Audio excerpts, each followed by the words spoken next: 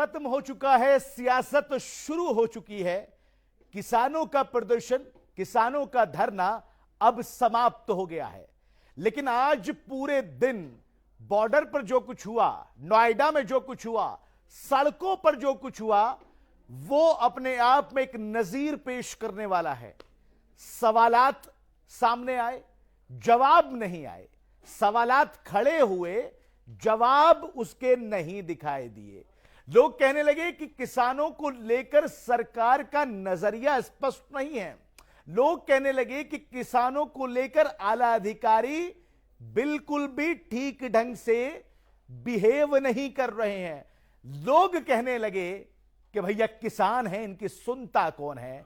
बहरहाल आज सियासत की उस डोर को पकड़कर वहां तक पहुंचने की कोशिश करेंगे जहां से यह किसानों का धरना शुरू हुआ और जहां जाकर खत्म हुआ। मेरे सहयोगी मेरे साथ में हैं, टीएन मनीष मेरे साथ में जुड़े हुए हैं, मेरे साथ में कृष्णा सोलंकी हैं, मेरे साथ में अक्षत श्रोत्री हैं। लेकिन इनसे चर्चा करने से पहले दो स्टूडियो में जो मेरे सहयोगी हैं कृष्णा और अक्षत, आज पूरे दिन उसी जगह पर मौजूद रहे जहां पर यह पूरा घटनाक्रम चल रहा था।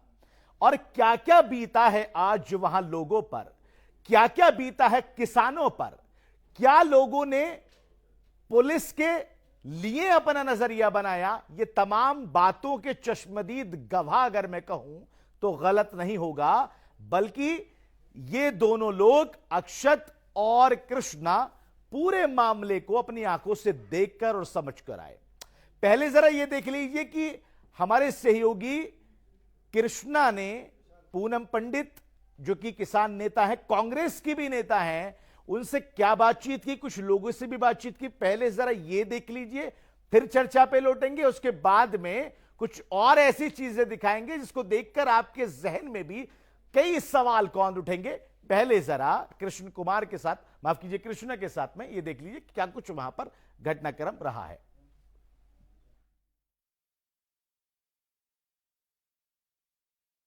हो गया, कमेटी बनी थी डीएम साहब की, तमाम जितना प्राधिकरण की गुंडागर्दी है, एनटीपीसी की लगा लीजिए, ग्रेटर नोएडा प्राधिकरण, यमुना प्राधिकरण की लगा लीजिए, नोएडा। काफ़ी दिन से पूरी सर्दी निकल गई, बच्चों को लेकर के ये बैठी रही धरने पर। 5 साल से धरना चल रहा है, उसको बोर्ड में पास करवा दिया खलीफा जी ने। कोई अभी आश्वासन नहीं दिया गया, सिर्फ पुलिस रोक रही है, परेशान कर रही है।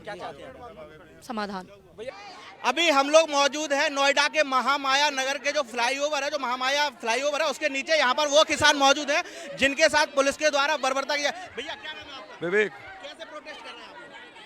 कुछ है यहाँ पर जो आंदोलन कर रहे हैं किस लिए?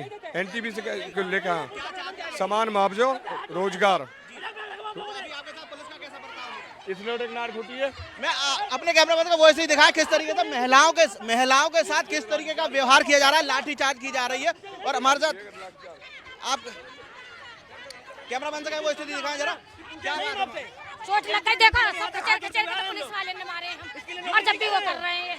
आप क्या चाहते हैं आप? अब हमारा मुआवजा देते हम चले जाएंगे। ऐसे मार मार के मिलेगा।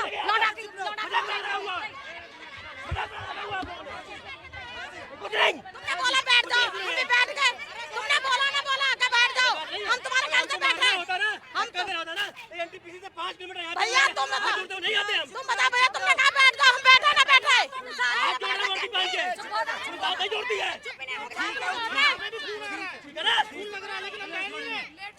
पुलिस वर्दी से नहीं पहनी है, हाथ जोड़ने के लिए आपका।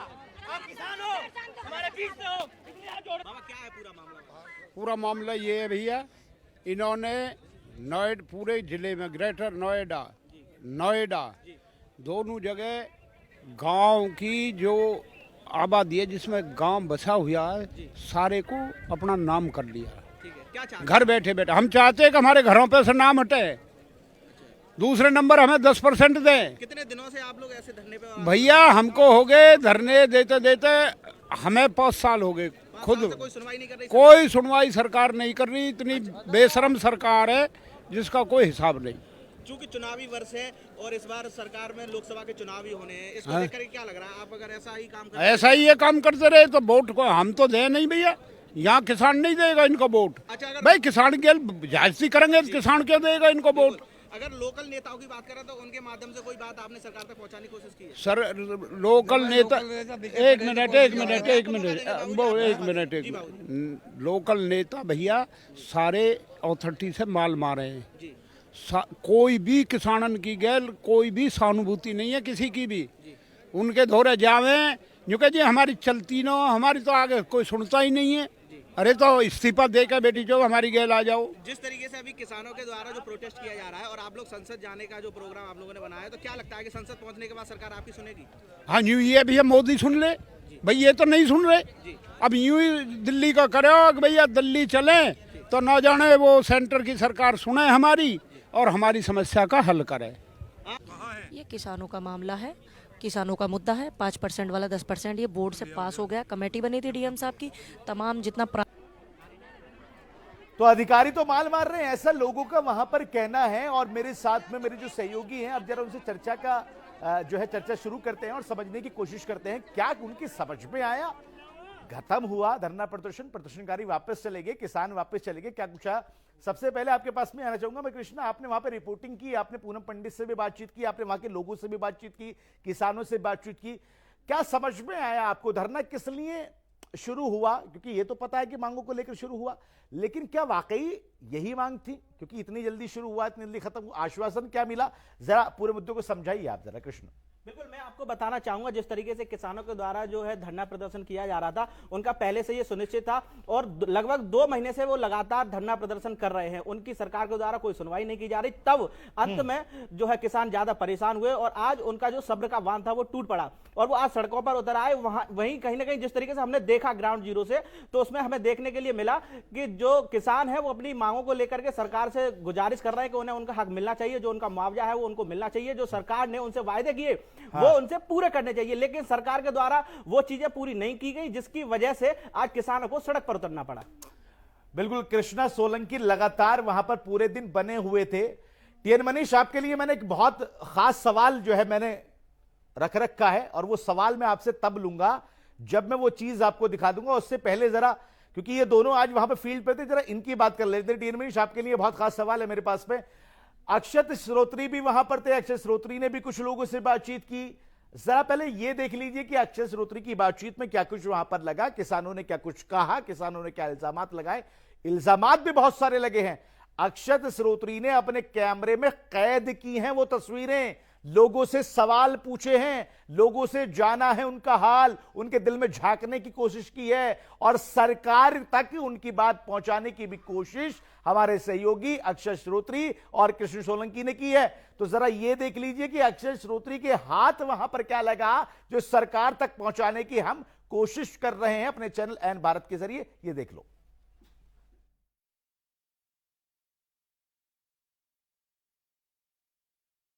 क्या किया? गर्दन भेजे। हाँ, और बेहोशा आप ही लेके गए अस्पताल। पुलिस की गाड़ी। अस्पताल लेकर गए? हाँ, यहीं से अभी। आप बताइए, आप बताइए। भगा दिया इन्होंने जी? पुलिस वाले जिसने नाड़ घोटी है ना, ज्यादा पिटाई करी है, वो भगा दिया यहाँ से। अच्छा, जबरदस्ती? जिस पुलिस वाले ने पिटाई की जबरदस्ती, कोई बदतमीजी नहीं किसानों की, कोई सीधे आ रहे हैं। 10 जगह रोके हैं हम और 10 जगह मतलब एक मतलब किसान का गला घोटा गया? मतलब हाँ, लड़का है वो। हाँ, गला घोटा है, उसे जान से मारने की कोशिश करी है पुलिस वालों ने। पुलिस वालों ने किया है। आपकी मांगे क्या है? मुख्य मांगे क्या है? मांग मुआवजा का, नौकरी का है, समान मुआवजा। जेवर एयरपोर्ट मामले में एनटीपीसी के तहत। हाँ, एनटीपीसी दादरी का अधिग्रहण हो गया है, जमीन का भी नहीं, बहुत पहले कर रखी है, नोटिफिकेशन हो रखी है। सब कुछ करेंगे ना, पैसे दिए ना, कुछ नौकरी दी ना, कुछ रोजगार दिया। अच्छा, इसमें ना रोजगार मिला है ना आपको मुआवजा मिला अभी तक? नहीं मिला। 2 रुपया गज का, किसी 10 रुपया, किसी 20, किसी 50, किसी 250, किसी 350। जब एक चीज के लिए गई है जमीन तो सब समान दो। हम कोई बढ़ाने के नहीं कर रहे, हमें सब समान कर दो। एसीपी ने गला घोटवे के राधे कर दिए मानने के लिए। अभी गया हमारा लड़का वहाँ से, मतलब उस लड़के को गला घोट? हाँ, हमारे सामने भी घोटा है। एसीपी ने? हाँ। कौन सा, दिल्ली पुलिस या यूपी पुलिस? ना जानते, हिंडोला हमारे संग वो एसीपी। हिंडोला वालों ने? तो यूपी पुलिस। हाँ। और यू पहले एनटीपीसी में भी रहे, या एनटीपीसी में या पानी बरसवाया या एसीपी ने मुच्छर सहे का यही न करो। और यानी हमारा लाठी चार्ज करी यानी और यू हमें बार बार की हमें कर रहा और हमारे 500 किसान इन्होंने उसमें कर रखे किडनैप लापता है अब भी लापता हम वहाँ से आए धन्य पैसे चले तो इन्होंने लापता कर लिया हमारे सारे किसान लाठी चार्ज कर रहे हैं। बिल्कुल आप देख सकते हैं कि किस तरह से अब यहाँ पे पुलिस की गाड़ी को लगाया गया है और अब लोगों को यहाँ पर मतलब हटाने की जबरन, यहाँ पे लेडीज रेपुटेटेड पुलिस है जो पहुँच चुकी है, जबरन धरना हटाया जा रहा है। आप देख सकते हैं पुलिस का काफी अमला यहाँ पे मौजूद है और अब जबरन इनको हटाया जा रहा है यहाँ से। यहाँ पर थोड़ी देर पहले कहा जा रहा है कि लाठीचार्ज हुआ है। फिलहाल आप देख सकते हैं एक्सक्लूसिव आप तस्वीरें एन भारत में आप देख सकते हैं कि यहाँ पर अब लोगों को हटाने का काम इन्होंने शुरू किया, किसानों को हटाया जा रहा है। हुआ क्या है कि भाई हम जा रहे हैं दिल्ली कूच करने जा रहे हैं तो हमें दिल्ली जाने दिया जाए, क्यों रोक रहे हैं? तो दिल्ली का मतलब क्या है? यूपी पुलिस से हमारा कोई झगड़ा है, अगर इन्होंने 10% ये दे सकते हैं तो ये दे दे, ये क्यों रोक रहे हैं हमें? हम कोई हिंसा कर रहे हैं? हम कोई पाकिस्तानी है? हम कोई आतंकवादी है? अपनी मांग के लिए जा रहे हैं, जो मांग चाहिए उसके लिए जा रहे हैं। या पुलिस के बीच में आ रही है हमारी? अगर पुलिस बीच में आ रही है तो पुलिस कह दे हम दे रहे हैं तुम्हें 10% आओ, हम यहीं से वापस चले जाएंगे, अपने घर को चले जाएंगे। भी ये भी हमारा ही बेटा है, ये भी हमारा ही भाई है, क्यों हमारे रास्ते रोक रहे? अरे दिल्ली वाले रोका, आगे हमें वहां तक जाने दे, दिल्ली वाले रोकते हैं तो उनसे देखेंगे। लाठीचार्ज भी हुआ है, लाठीचार्ज हुआ है, औरतें मारी है नीचे गैर का भी, कितनी लेडीज जिनके भारी चोट लगी है उनका। क्यों नहीं जान दे रही? हम अपने हक पे जा रहे हैं, क्यों नहीं जान दे रही? क्यों रोक लगा रही है? ये अपनी ड्यूटी क्यों निभा रहे हैं? हमें नहीं चाहिए अपने बच्चे इनको, इन्हें कैसे चाहिए था अपने बच्चे इनको जो ड्यूटी कर रहे दिन रात की और जबरदस्ती किसानों को मार रहे हैं, सोटा बजा रहे हैं किसानों पे। क्यों बजा रहे हैं? क्या मतलब है पुलिस का? हम लड़ रहे हैं, अधिकारी से लड़ रहे हैं, पुलिस से नहीं लड़ रहे। हम वीडियो बना दो पुलिस की। तो मांगे क्या आपकी? मांग है हमारी जो खलीफा की मांग है वही हमारी मांग है। आप एक बार बता दीजिए। हमारी मांग है आबादीन की 68% की, अन्ना हमारे प्लाटर ने दे रहे, ये हमारी मांग है। अरे जो हमारी जमीन ही उनका 8 ने अपने नाम कर ली, जो हमारे घर हैं जिनमें हम बस रहे हैं अपने नाम कर ली और उनका मुआवजा ट्रेंजिंग में घेर दिया। क्यों घेर दिया? हमारे मकानों पर 2-2, 3-3 बार फोर्स चढ़ा देते हैं, बिल्डोजर चला देते हैं। किसान कहाँ जाए जो किसानों की जमीन अपने नाम करी? क्यों करी? क्यों करी जमीन हमारी जबरदस्ती क्यों करी?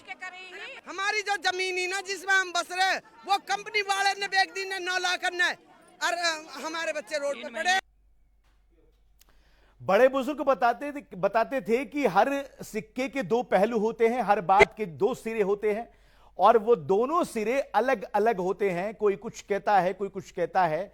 ये एक पहला पहलू था जो हमने आपको दिखाया और इसलिए दिखाया ताकि दूसरे पहलू पे जाने से पहले, टीएन मनीष के पास जाने से पहले हम पहले पहलू को समझ ले, जो कि हमें अक्षत श्रोत्री समझा सकते हैं। अक्षत, मारपीट का इल्जाम लगा, गला घोटने का इल्जाम लगा, लाठी चार्ज का इल्जाम भी पुलिस के ऊपर लगाया। पुलिस क्यों रोक रही है ये भी पता। क्या माहौल था जब आप वहां पर रिपोर्टिंग कर रहे थे? आपकी समझ में क्या आया? किसान क्या शिकायतें आपसे कर रहे थे? थोड़ा तफसील से बताइए। बिल्कुल, देखिए 1990 का मामला है। 1990 में ये पूरा मामला चला था जब ये भूमि अधिग्रहण अधिग्रहित करने का पूरा एक नोटिफिकेशन हुआ था, जिसके बाद 2010 से इन लोगों का प्रदर्शन यानी किसानों का प्रदर्शन शुरू हो गया कि जो मुआवजे की राशि तय की गई थी, जो गवर्नमेंट वैल्यू होता है उसका 4 गुना जो होता है वो मुआवजा तय किया जाता है किसी भी बड़ी मतलब स्कीम्स के लिए। लेकिन इसके बाद ये बिल्कुल उनको मिला नहीं मुआवजा। अच्छा अक्षत, इस बात पे हम थोड़ा सा बाद में आएंगे क्योंकि मैं इस बात को जरा थोड़ा सा तफसील से दर्शकों को समझाना चाहता हूं। फिलहाल आप हमें ये बताइए कि जब लोग किसान आपसे शिकायत कर रहे थे लाठीचार्ज की, गला घोटने की, तमाम चीजों की, उस वक्त आपके हाथ क्या लगा? क्या आपकी समझ में आया? पहले इस पे प्रकाश डालिए क्योंकि हम जो आप बात करना चाह रहे हैं उस पर चर्चा करेंगे, लेकिन जरा विस्तार से करेंगे। पहले वहां का जो आपने अपने आंखों से नजारा देखा, उस नजारे को थोड़ा दर्शकों को बताइएगा। बिल्कुल अफी, देखिए लोगों का सीधी मांग थी कि हमें जो है इसका मुआवजा वगैरह दिया जाए। जिसके लिए एक पीसफुल प्रोटेस्ट वहां पे चल रहा था। देखिए, जब सरकारी संपत्ति को नुकसान नहीं पहुंचाया जाता है और एक सिंपल तरीके से अपनी मांगों को मनाने के लिए संसद की तरफ वो कूच कर रहे थे, एक पीसफुल प्रोटेस्ट चल रहा था, उस प्रोटेस्ट को हटाने के लिए सरकारी अमला पूरी तरह से बैठ गया वहां पर। पहले बैरिकेडिंग की गई, वहां पर कई अग्निशमक वाहन जो कि वहां पे मतलब अग्निशमक वाहन तैनात किए गए थे ताकि अगर ऐसी कोई सिचुएशन बनती है तो लोगों को हटाया जाए। हालांकि उसका प्रयोग तो नहीं किया गया, लेकिन लाठीचार्ज हुआ, लोगों का कहना है लाठीचार्ज, और एक महिला ने तो उसके बेटे का गला घोटने तक का आरोप लगा दिया। इसका मतलब साफ है कि हर वो रास्ता अपनाया गया इस प्रोटेस्ट को हटाने के लिए जो मतलब हो सकता था। हालांकि किसानों की हिम्मत है कि वो डटे रहे और वो बैठे हुए थे। ठीक है, अक्षत श्रोत्री का कहना है कि तमाम हथकंडे अपनाए गए। किसानों ने यह बात अक्षत श्रोत्री को बोली है, उन्होंने अपने कैमरे में कैद की है। एक तस्वीर मैं आपको और दिखा देना चाहता हूं, एक बाइट और दिखा देना चाहता हूं। कंधे पे स्टार भी है, आईपीएस भी लिखा हुआ है, बड़ा अधिकारी लग रहा है पुलिस का। हाथ जोड़कर लोगों से कहता हुआ नजर आ रहा है कि हम इंसान है, माफ कर दो, रुक जाओ, और रुकने के बाद में यह भी सोच लो तुम्हारा प्रदर्शन यहीं तक सीमित। सरकार तुम्हारी बात मान भी सकती है, ना भी मान सकती है, आप दोनों के बीच की लड़ाई है। हमें अपना निशाना मत बनाओ, ऐसा ना हो कि कल हम दोनों मिले तो फिर आंखें भी ना मिला सकें। पहले जरा इस बाइट को सुन लीजिए, उसके बाद में आते हैं टीएन मनीष के पास में, सीधा चलेंगे। हाथ जोड़ रहे हैं,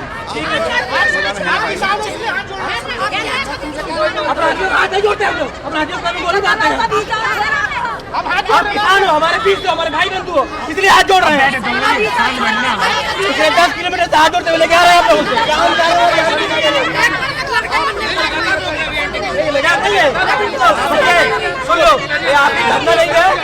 और नहीं है कि ये खत्म होने वाली है।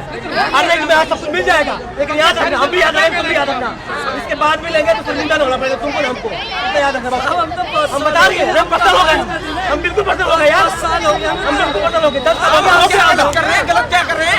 जब 10 साल हो गया यार, हाथ जोड़ रहे हैं, मजाक नहीं है। लेना चाह रहे हैं बस, हो गया बहुत। देखो हम भी हाथ जोड़ रहे हैं, हम क्या कह रहे हैं, हम क्या कह रहे हैं, हम हाथ जोड़ रहे हैं, हाथ जोड़ रहे हैं कि नहीं? हम तो हाथ जोड़ रहे हैं। रुक जाओ भाई, रुक जाओ, रुक जाओ, रुक जाओ। लेकिन लोग सुन भी रहे हैं, सबसे दोनों को लगातार कहते समझाते चले रहे हैं, हमें रोज जानते हैं। 1 मिनट से भैया, अरे हम जोड़ रहे हैं माता जी, हाथ को जोड़े, छोड़ दो निकला।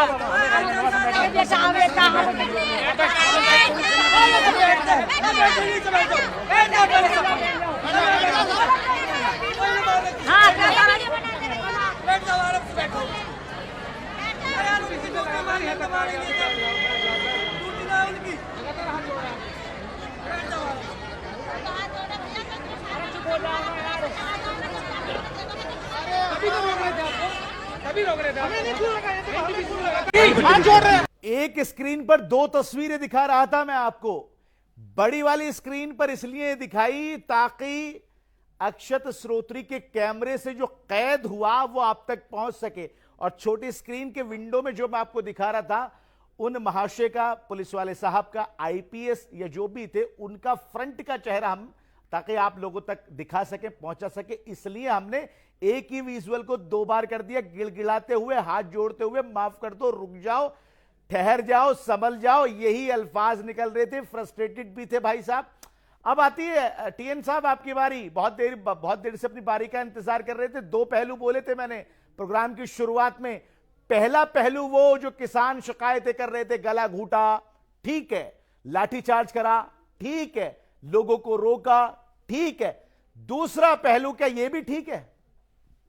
देखिए, मैं आपको बता दूं कि मौके पर जब पुलिस पहुंचती है अफी, हाँ, तो उसके हाथों में कानून और व्यवस्था की जिम्मेदारी है। हाँ, और ऐसे में पुलिस पूरी कोशिश ये करती है कि किसी भी तरह का जो आंदोलन है वो बलवे में तब्दील ना हो। वो आंदोलन एक तरीके से इस तरह से चले कि शासन और प्रशासन मिलकर उनकी मांगों का रास्ता भी निकाल दें, ठीक, सांप भी मर जाए, लाठी भी ना टूटे। हाँ। तो इनको दोनों तेवर दिखाने पड़ते हैं। कहीं पर ये बिल्कुल सामाजिक तौर पर जिसको हम कहते हैं सामुदायिक पुलिसिंग, हाँ, कम्युनिटी पुलिसिंग, हाँ, उस रोल में आते हैं। हाँ, तो कहीं पर ये उस रोल में आते हैं जिसको हम कहते हैं 3rd डिग्री का टॉर्चर। ठीक है। तो ये दोनों पहलू हैं।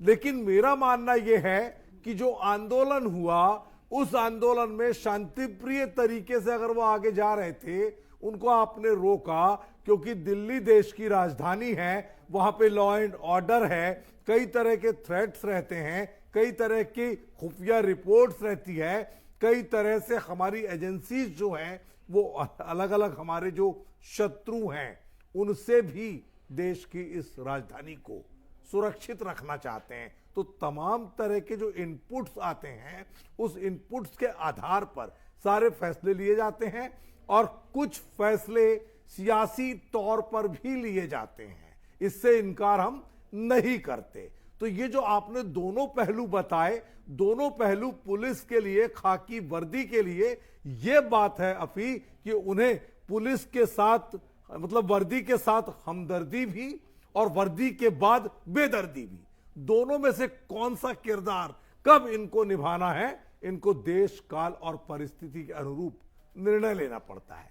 अब रही बात आरोपों की, हाँ, जो अक्षत के साथ में लोगों ने लगाया वहां पर कैमरे में कि हमारे बच्चे के साथ ऐसा हुआ, ऐसा हुआ, ऐसा हुआ, तो मेरा कहना बिना आग के धुआं नहीं उठता, लेकिन तिल का ताड़ राई का पहाड़ भी बनता है, सहानुभूति भी आती है, बहुत सारी चीजें भी आती है। और दूसरी चीज, अगर ये नहीं आ रही है तो मुझे लगता है कि अगर किसी जूनियर ने, वर्दीधारी ने इस तरह की हिमाकत की थी तो उसको कवर अप करने की कोशिश भी करती थी। ये मनीष, मेरा दोनों पहलुओं को दिखाने का मकसद ही यही था कि जब एक तरफ पूरे किसान जो 149 गांवों के वहां पर इकट्ठा होकर वर्दी पे इल्जामात लगा रहे थे, वर्दी से कह रहे थे आंखों में आंखें डाल के कि आप हमारे साथ में बर्बरता करिए, हम आवाज उठाएंगे, वहीं पर एक ये खाकी वाला बंदा निकलता है और एक नजीर पेश करता है कि हम आपको ऐसे भी रोक सकते हैं। ये तो वो दो पहलू थे जो मैंने यहां पर उठाए। अब आते हैं असली मुद्दे पर और चलते हैं सीधा कृष्ण के पास में। कृष्णा, पूनम पंडित से बातचीत की आपने, पूनम पंडित ने कहा कि समाधान चाहिए, आपने एक सवाल नहीं पूछा उनसे। मैं किसानों के खिलाफ कोई बात नहीं कर रहा हूं, मैं किसानों के साथ में पूरी हमदर्दी के साथ में ये बोलता हूं कि अगर किसानों को दिक्कत है, परेशानी है, जमीन से कोई लेके उनको समस्या है तो उसका समाधान होना चाहिए। लेकिन मुझे समस्या वहां है जब पूनम पंडित से आपने ये सवाल नहीं पूछा कि आप बतौर कांग्रेस के नेता आई हैं या आप किसानों के लिए हक की लड़ाई लड़ने आई हैं। कृष्ण सोलंकी, बिल्कुल, मैं आपको बताना चाहूंगा ऐसा सवाल तो नहीं किया गया था, लेकिन अगर हम वहां की स्थिति की बात करें तो वहां पर और भी पार्टियों जो सहयोगी पार्टियां, समाजवादी पार्टी है और बहुजन समाज पार्टी है, इन सभी पार्टियों के भी लोग अपने सर पे टोपी लगा के घूम रहे थे। कहीं ना कहीं वो लोग इस आंदोलन में सहयोगिता देने के लिए आए थे और सहयोग करने के लिए आए थे। तो उससे साफ तौर पर यह समझ में आ रहा था कि जो व्यक्ति उस आंदोलन में आया है तो वो किसानों के पक्ष में ही होगा। और कहीं ना कहीं अगर पूनम पंडित की बात करें तो वो पहले से किसान संगठन चला रही है और किसानों से जुड़ी हुई नेता है और वो आज वो किसानों के लिए ही वहां पर बैठी हुई थी, न कि वो एक किसी राजनीतिक दल के माध्यम से बैठी हुई थी या फिर किसी ऐसे कहा जाए किसी पार्टी की तरफ से बैठी हुई थी, वो किसानों के माध्यम से बैठी थी।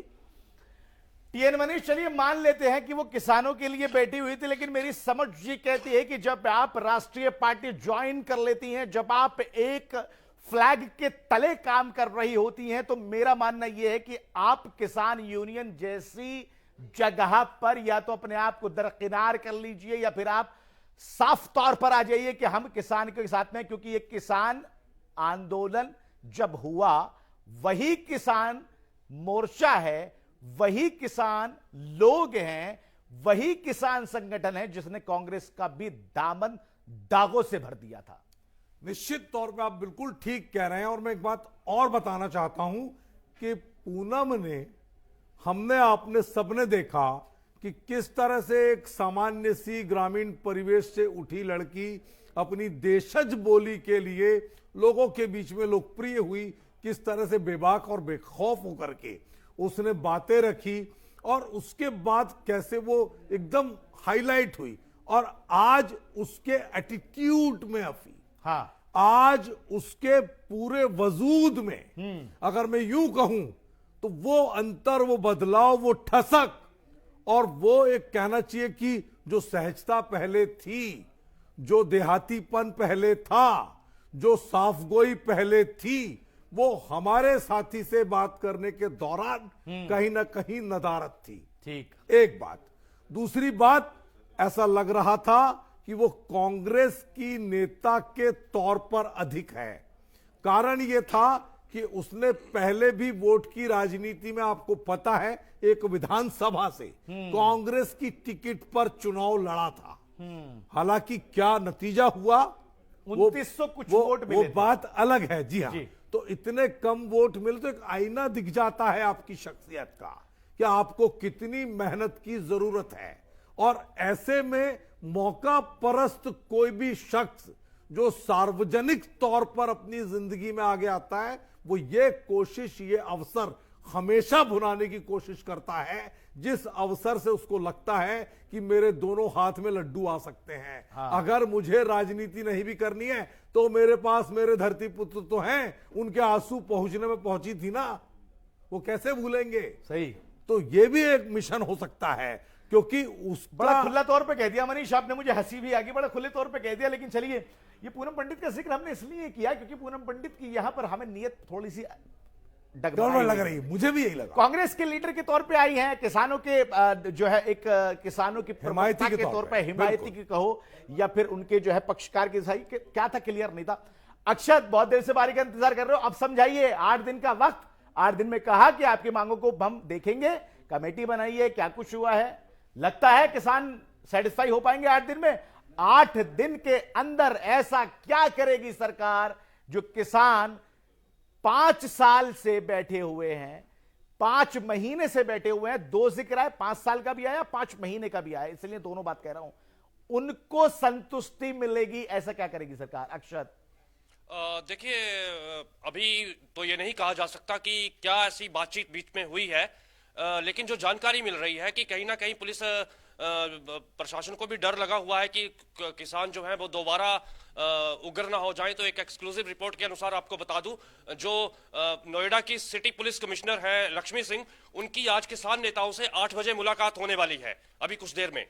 और आपको बता दूं कि जो हो सकता है, अब केंद्र सरकार कुछ कर भी नहीं सकती है। कारण यह भी है कि 2024 का जो लोकसभा चुनाव है वो बिल्कुल नजदीक है, तो ऐसे में कुछ ना कुछ लॉलीपॉप थमाकर शांत किया जा सकता है, क्योंकि कहीं ना कहीं बड़ी बड़ी पार्टियां जानती हैं कि अगर किसान नेता और आम किसान जो है वो अगर बिगड़ गया तो आने वाले चुनाव में पत्ता साफ होते देर नहीं लगेगी। तो इस पत्ते को बचाने के लिए हो सकता है कोई 8 दिन का कोई समाधान दिया गया हो, और 8 दिन बाद हो सकता है किसी ना किसी स्तर तक ये मांगे पूरी की जा सकती हैं। लेकिन ये तो आने वाला वक्त बताएगा कि 8 दिन में ऐसा क्या किया जा सकता है जो आज 5 साल पहले तक नहीं किया गया। जी अफी, मैंने अपने प्रोग्राम की शुरुआत में, इससे पहले जो हम लगातार, क्योंकि हम कवरेज दिखा रहे हैं, शुरुआत में मैंने कहा था कि भूमि जमीन वाला किसान, खेती करने वाला किसान, रोटियां खिलाने वाला किसान परेशान है। मैं चाहता हूं कि उनकी परेशानियां दूर हो। अब मैं सीधा कृष्णा का रुख करूंगा। कृष्णा सोलंकी, रोटियां सेकने से बच गई यहां पर सियासी रोटियां। पॉलिटिकल पार्टियां चाहती थी कि धरना प्रदर्शन और लंबा चले, वो आए, ठाट बाट दिखाएं, बोले, अल्फाज का जादू चलाएं, लोगों को अपने अंदर लाने की कोशिश करें और अपनी तरफ खींचने की कोशिश करें। शायद सियासत की वो भट्टी सुलगते सुलगते रह गई, जो शोलों में तब्दील हो सकती थी, उस पर पानी फेर दिया सरकार ने 8 दिन का वक्त देके। बिल्कुल आप सही कह रहे हैं। जिस तरीके का वहां पर माहौल था, जो अन्य जो राजनीतिक पार्टियां हैं उनके जो कार्यकर्ता थे वो भी वहां पर मौजूद दिखाई दे रहे थे। कहीं ना कहीं वो भी उस जगह शामिल होने के लिए आए थे और किसान आंदोलन की बात को लेकर के वो शामिल होने आए थे। लेकिन जो प्रशासन के द्वारा जो ये कदम उठाया गया और उसमें ऐसे कहा जाए कि समाधान की एक योजना बनाई है प्रशासन के द्वारा, तो ये उनकी जो मंशा थी उस पर पानी फेर दिया गया है प्रशासन के द्वारा और सरकार के द्वारा, क्योंकि सरकार को पता है कि लोकसभा का चुनाव आने वाला है और कहीं ना कहीं किसानों को मनाना भी बहुत आवश्यक है। तो ये बहुत ही अच्छी बात है और सरकार के द्वारा जो ये ठोस कदम उठाया गया ये कहीं ना कहीं उन राजनीतिक पार्टियों के लिए ऐसे कहा जाए कि घाटा साबित हो रहा है जिन्होंने ये कोशिश की कि वो इसका ऐसे कहा जाए कि जो चुनावी जो आंदोलन है इसको अपनी भूमिका में लेके आए और उसमें साथ दे और कहीं ना कहीं पक्ष पर कोई आरोप लगा सके। ठीक है टीएन मनीष, शॉर्ट में आपसे जवाब चाहूंगा, चूंकि अब वक्त तो चला है इस डिबेट को खत्म करने का, और भी मुद्दे ऐसे हैं जिनके बारे में बात करनी जरूरी है। शॉर्ट में जवाब चाहूंगा, 8 दिन का वक्त, किसान सेटिस्फाई हो पाएंगे नहीं हो पाएंगे, किसानों को वो मिलेगा जिसके लिए धरना प्रदर्शन कर रहे थे, या फिर लॉलीपॉप देके उनको सिर्फ जगह से हटा दिया गया? देखिए मैं आपको बता दूं कि इस समय किसी भी स्तर पर बहुत जल्दबाजी होगी ये कहना कि लॉलीपॉप दिया या ठोस दिया या क्या दिया। हाँ। लेकिन एक बात जरूर है कि बहुत ही खूबसूरती के साथ इस पूरे मामले को, जैसे हम जिक्र कर रहे थे, हमें लग रहा था कि लंबा चलेगा, कुछ भी हो सकता है, कहीं ये 3 काले कानून का दूसरा नया एपिसोड तो नहीं बनने जा रहा है जो पहले लंबा चला, लेकिन ये सब नहीं हुआ। आखिर में इसका इस तरह से अंत होगा, इसके कयास तो हमने भी नहीं लगाए थे कि इतनी जल्दबाजी में धरना प्रदर्शन सब कुछ खत्म हो जाएगा। इसमें मुख्य तौर पर टिकैत साहब, मुख्य तौर पर खलीफा साहब, ये 2 बड़े चेहरे हैं और 4 किसान यूनियनों के अध्यक्ष हैं जिनकी मुट्ठी बन गई थी। इस मुट्ठी के साथ में केंद्रीय स्तर पर आखिर वो कौन सी बात हुई, प्राधिकरण के स्तर पर आखिर वो कौन सी बात हुई, क्योंकि रिमोट कंट्रोल इनके हाथों में था। उस रिमोट कंट्रोल पर, उस पर कठपुतली बनकर सारा किसान, महिलाएं, बच्चे, युवा, नौजवान सब सड़क पर थे और सबको शांत अगर करा गया है तो मैं नहीं मानता कि खलीफा और टिकैत जी और इनकी अनुमति और सहमति के बिना यह हुआ होगा।